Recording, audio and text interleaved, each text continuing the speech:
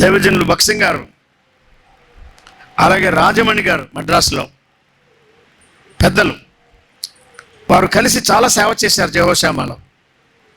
ఆ ప్రారంభ దినాల్లో 1938, 41 ఆ సంవత్సరాల్లో భక్సింగ్ గారు వెళ్ళి అక్కడ వాక్యం చెప్పి వెళ్ళిపోతే ఎంతమంది ప్రభువు నమ్ముకున్నారు. రకరకాల మిషన్లు వారు మా దగ్గరికి వచ్చి వాక్యం చెప్పమని భక్సింగ్ గారిని ఆహ్వానిస్తే వారు వెళ్ళి వాక్యం చెప్పారు. అప్పటికి ప్రత్యేకించబడిన సంఘాలు సహవాసం లేదు. కానీ కొన్ని విషయాల్లో ప్రారంభ దినాలు కాబట్టి తెలియక ఎడ్లకు కాళ్ళు జారాయి అనే దానికి ఆ టైటిల్ పెట్టారు, ఎడ్లకు కాళ్ళు జారాయి అని.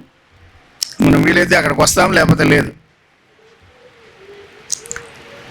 ప్రభువు చిత్త ప్రకారంగా, ఆయన వాక్య ప్రకారంగా, ఆయన ఆత్మ ద్వారా, ఆయన జ్ఞానం ప్రకారంగా పనిచేయాల్సిందే తప్ప మనుష్య జ్ఞానం కానీ, లోకానుసారమైన ఆచారాలు పద్ధతులు కానీ, ఎవరి ఒత్తిడి కానీ దేనిని బట్టి పని చేయకూడదని వారు నేర్చుకున్నారు. భక్సింగ్ గారు నేర్చుకున్నారు, రాజమణి గారు నేర్చుకున్నారు, దొరైరాజ్ ఇలా మొదలైన వారు అనేక మంది నేర్చుకున్నారు. ఫిలిప్ గారు అది నాలుగు ఎంతోమంది ఉండేవారు. ప్రారంభ సంవత్సరాల్లో ఫాక్స్ గారు, భక్సింగ్ గారు, ప్రభుదాస్ గారు వీరందరూ కలిసి పనిచేసేవారు.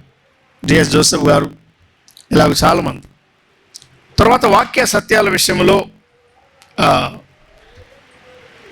క్రొత్త నిబంధన పద్ధతికి మనం లోబడి ఉండాలి అనే క్రమంతో ఫాక్స్ గారు, అగ్రిప్ గారు అనంతపురంలో అలాగే సాగిపోయారు.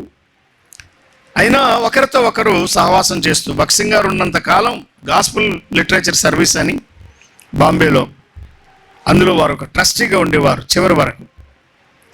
వారు బాంబేకి ఎప్పుడు వెళ్ళినా ఫోర్ట్ అసెంబ్లీలో, అది బ్రదరన్ అసెంబ్లీ, అందులోనే వారు ఉండేవారు. వారు అసలు వారు ప్రత్యేకంగా ఫెలోషిప్ అక్కడ ప్రారంభించలేదు చాలా సంవత్సరాల వరకు, నేను ఎరిగే వరకు కూడా బ్రదరన్ అసెంబ్లీయే, అక్కడికే వెళ్ళేవారు. అక్కడ ఆయనకు వాక్య పరిచర్య ఇచ్చేవారు.